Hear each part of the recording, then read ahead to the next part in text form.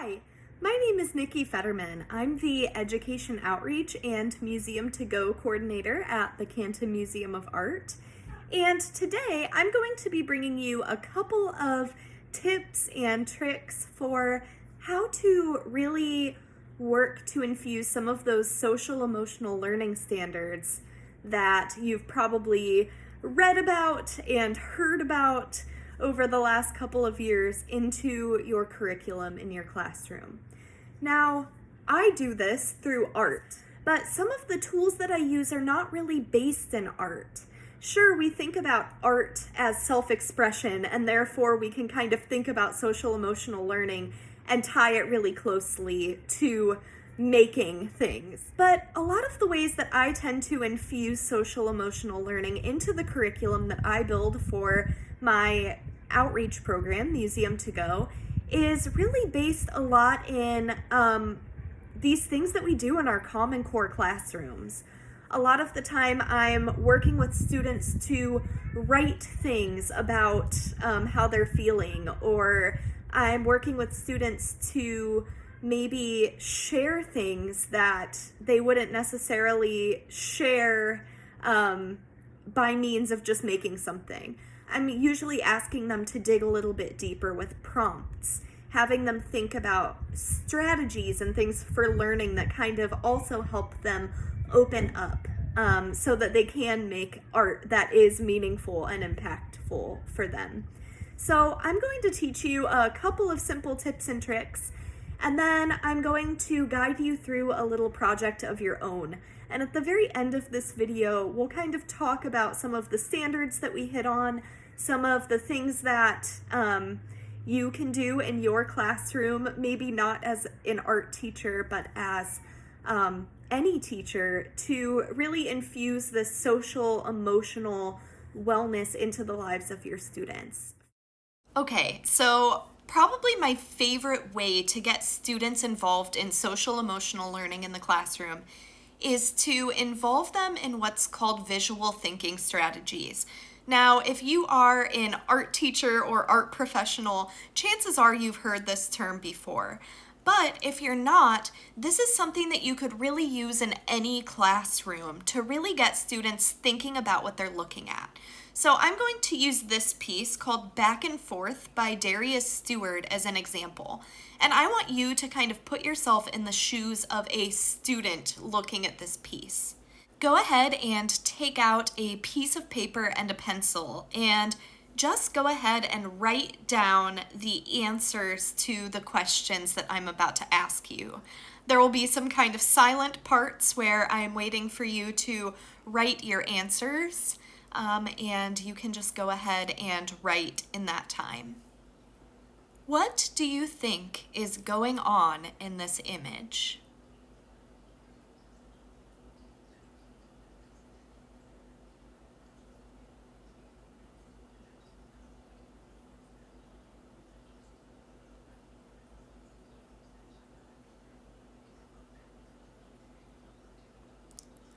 What are you seeing in this picture that makes you say that?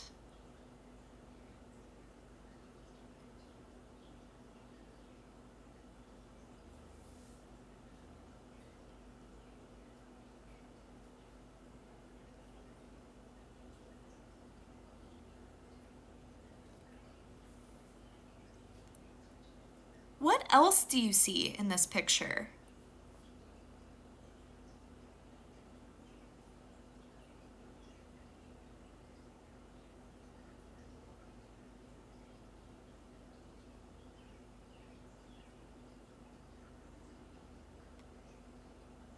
Can you elaborate on why you think what you think is going on is going on?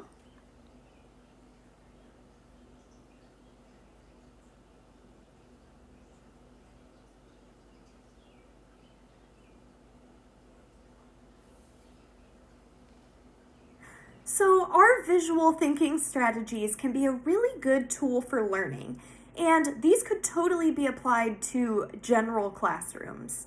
So something that I really like about this is, I'm not sure if you noticed, but when you were asked to respond to the image, I asked you, what do you think is going on in this image?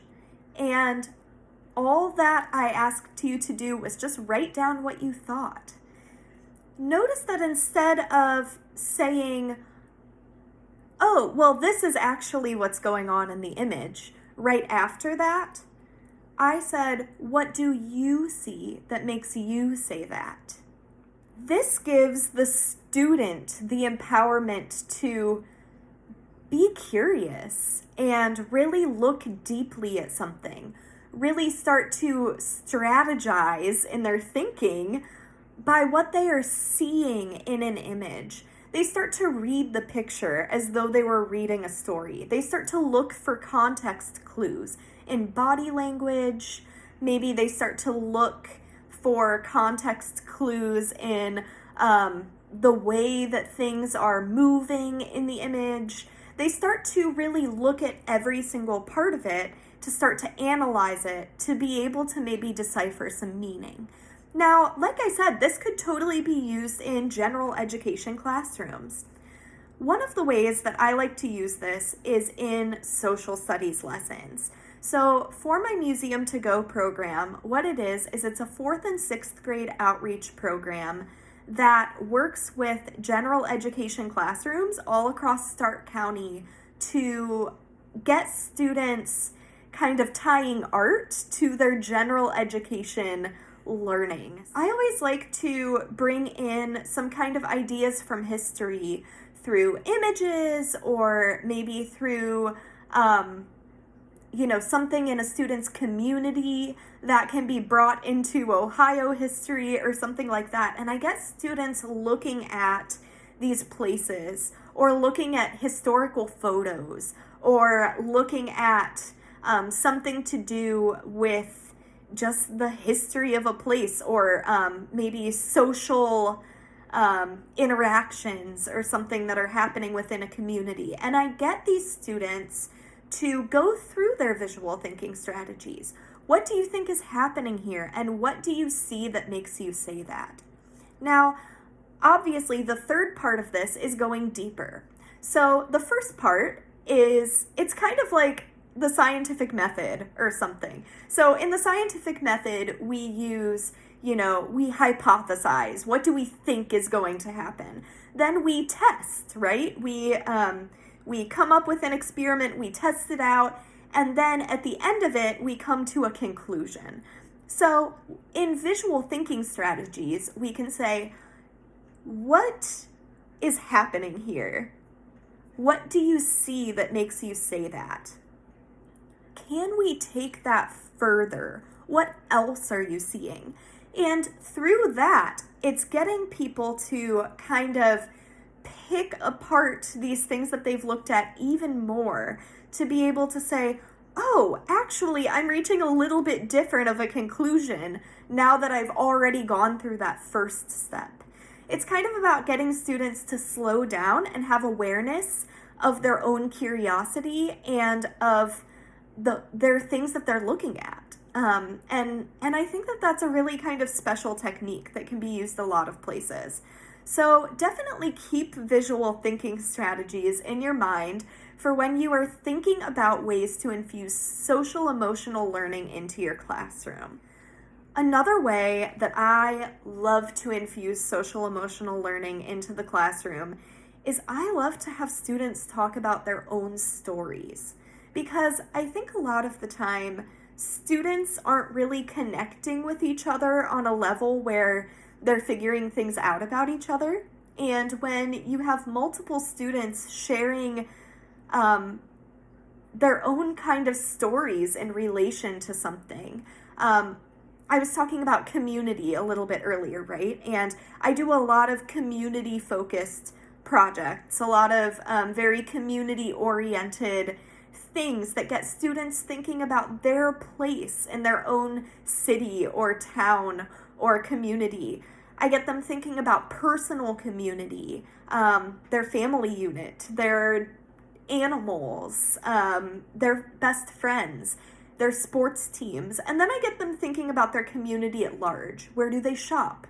Where do they eat? and it really helps them to feel like they're part of something.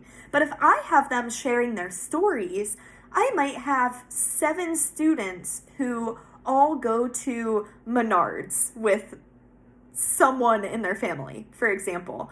But all of them have different stories as to why they're there. I might have a student say that she goes to Menards with her dad every weekend because they've been building a tree house recently and they're so excited and they keep having to go get wood or nails or new things to build that tree house. Or I might have a student say that he goes to Menards with his mom because his mom is a home designer, an interior designer, and she has to get light fixtures and sinks and bathroom countertops and all kinds of things from that place. I might have a student say that they go with their grandparents to Menards because that's where they buy their cleaning products. There's so many reasons people might go to the same place, but they all have their own very special relationship with it. These are some things that are very heavily focused on in our social emotional learning standards, especially once you get to about 4th, 5th grade. There is a lot to do with students being able to recognize other perspectives, consider them, and tie them back to their own experiences to draw their own conclusions about how life works. All of these images that you're seeing are from a specific project that I did with 4th grade students a couple of years ago. I had them make a tape mosaic about their favorite place in their community, and it had to tell a story. So what I had students do was I had them go over all of the places in their community that could exist within multiple categories. So we did like food and shopping and homes and all kinds of places. And then I had them break it down into their favorite few places. After that, I had them write a couple of sentences to about a paragraph about why their favorite place was their favorite place. What I noticed time and time again was that students' favorite places were their favorite places because they were the places they went with their family or their friends, or they were the places that had their favorite food, or the places where they could, feel most like themselves. Maybe it was their gymnastics studio or their football practice. But they came up with these favorite places. And this example, as I'm sure you're noticing, is a bowl of tortilla chips. And this student was having kind of a hard time coming up with his favorite place. And so I asked him, well, where are places that you go a lot? And he said that he goes to his family's restaurant. And his family owned the only Mexican restaurant in his town. Now, what was kind of important about this is he started to say, I think it is one of my favorite places because this is the place where I get to see my friends. A lot of my friends come here after school with their families. They eat here. This is the place where I get to be with my family all of the time. This is the place where I get to eat these tortilla chips that I love. And he really started to make all of these connections that made the place that he goes almost every day feel so important to him. And he was able to realize that he was a really big part of his community because his family owned the only place like it in his town. And that was a really special thing. Okay, so I admit that was kind of a long story to talk about this beautiful mosaic with these tortilla chips. But what I really want to highlight is that this falls smack dab in the middle of our social awareness standards for 3rd through 5th grade in the Competency C strand. Now, this strand talks so much about making positive contributions to your community at large and recognizing your place in your community at large. Now, this student's answers to the question of his favorite place also fall directly into our Competency D strand, relationship skills. For grades 3 to 5, again, I mentioned this was a 4th grade project, D2-1B is identify what creates a feeling of belonging in various relationships. Now, these relationships are outside of school, but it still applies. This student was able to identify a sense of belonging, his own sense of belonging within his family's restaurant, because it's the place where he feels safe and comfortable, where he gets to see the people that he loves. So these are just some really simple ways to be able to kind of infuse the social emotional learning into your curriculum. This doesn't have to be done through art. As I mentioned before, this project actually had a writing component where the students talked about all of these things before they even made a piece of art. So this can really be brought into any classroom through these really small writing prompts that you could do. Speaking of writing prompts, I'm going to give you a writing prompt in just a moment, and I can't wait. I'm going to have you work on a little project that involves a little bit of writing, a little bit of drawing, but I promise the drawing is not too scary. So what I want you to do is I want on that piece of paper that you were just using a little bit ago, I want you to write 3 things that make you feel most like yourself. I'm going to go ahead and give you a little break here. While this break is happening, go ahead and write your 3 things, and I'm just going to put up a nice image of a piece from our collection.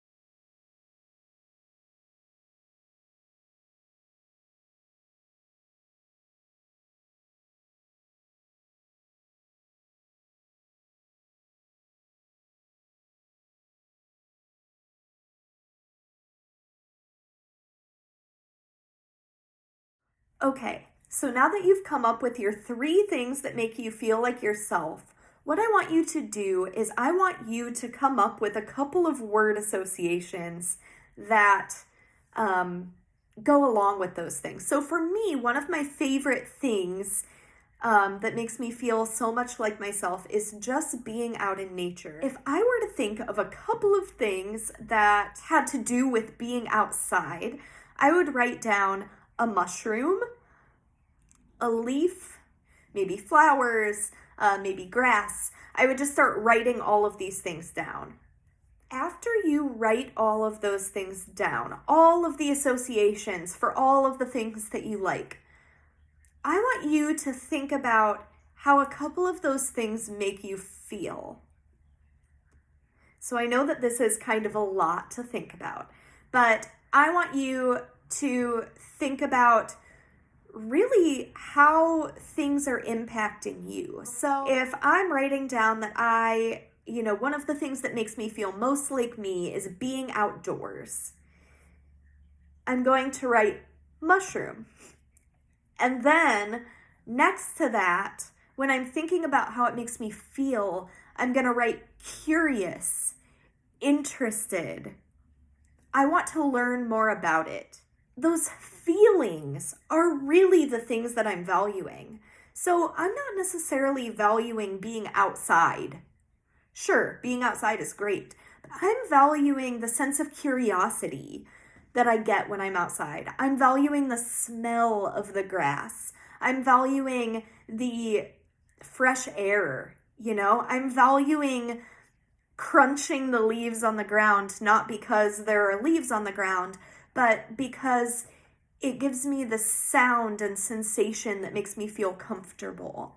So I want you to really dig deep into the things that make you feel like yourself and what those feelings are that make you feel the most like yourself. I'll give you a couple minutes for that too.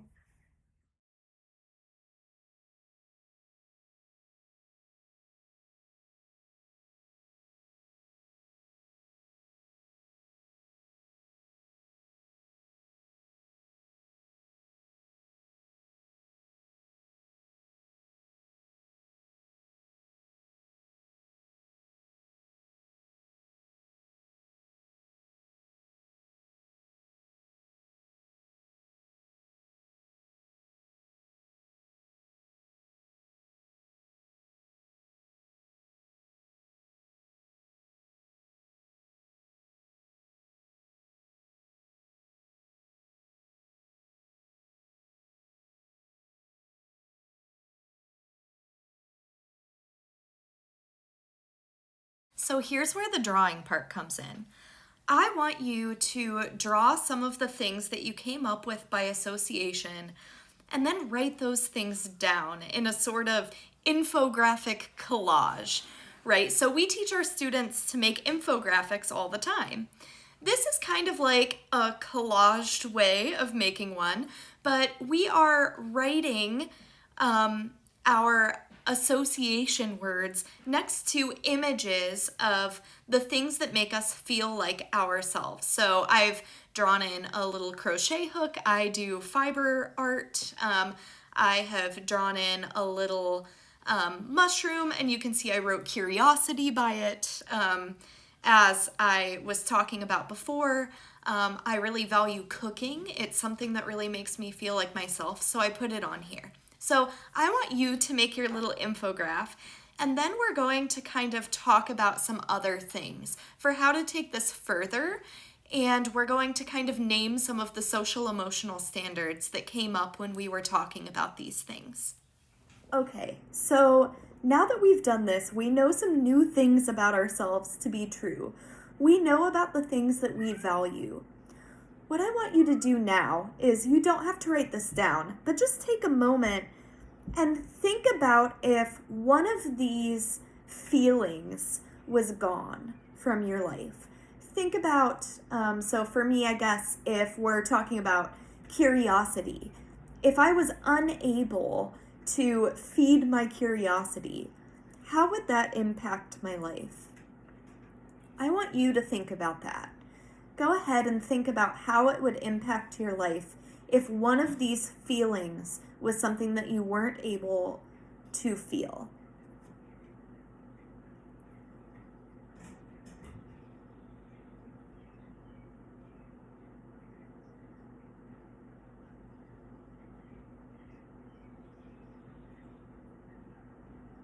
So that would be pretty tough, right?